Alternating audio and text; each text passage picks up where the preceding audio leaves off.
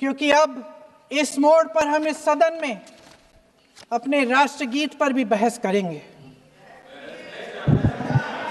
आपने बहस मांगी है, आप तो इलेक्टोरल रिफॉर्म्स की बहस नहीं मांग रहे थे कि जब तक हम इस पर बहस नहीं करेंगे तब तक उस पर बहस नहीं होगी। इसकी वजह क्या है? हम आज यहाँ ये बहस क्यों कर रहे हैं? हमारा राष्ट्रगीत है, इस पर क्या बहस हो सकती है? हम ये बहस यहाँ आज 2 वजहों से कर रहे हैं। पहला कि बंगाल का चुनाव आ रहा है, हमारे प्रधानमंत्री अपनी भूमिका निभाना चाहते हैं उसमें। और दूसरी वजह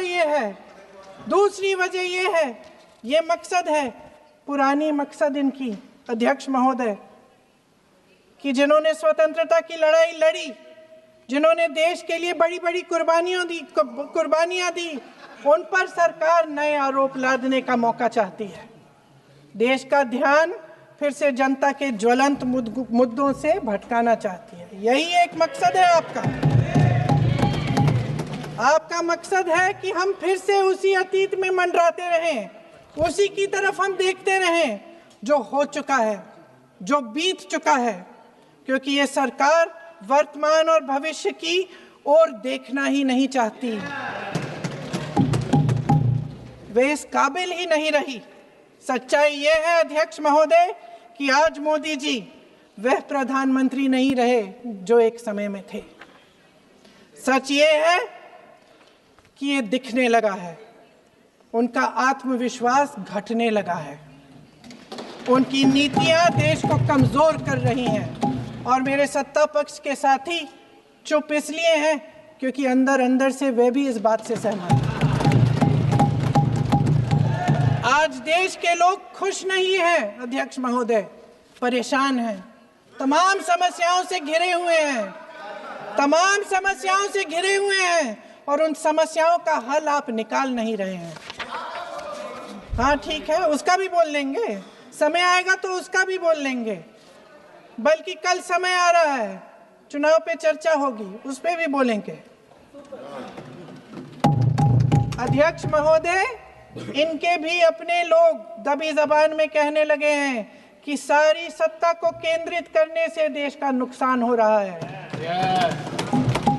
इस बीच अगर हम अतीत की बातें नहीं करेंगे तो कौन सी बातें करेंगे?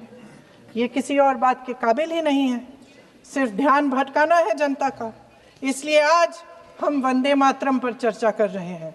वंदे मातरम देश के कण कण में जीवित है, इस पर बहस नहीं हो सकती। लेकिन चलिए, आपने बहस मांगी, आप बहस करना चाहते हैं, बहस करते हैं। आज इस चर्चा को प्रधानमंत्री जी ने शुरू किया, उन्होंने भाषण दिया और इसको कहने में कोई झिझक नहीं है कि भाषण अच्छा देते हैं, थोड़ा सा लंबा, लेकिन भाषण अच्छा देते हैं। सिर्फ एक कमजोरी है, अगर आप इजाजत दें तो मैं बोलूं, एक कमजोरी है। हाँ, उसी पे बोल रहे हैं, वंदे मातरम पे बोलो आप। अब सर मैंने तारीफ कर ली, आज, थोड़ा और विषय वंदे मातरम का है तो हम वंदे मातरम पर ही रखें, ठीक रहेगा सर। ये वंदे मातरम पे ही है सर। आपने प्रधानमंत्री जी को सुना था, अब तो शुरू नहीं हुए।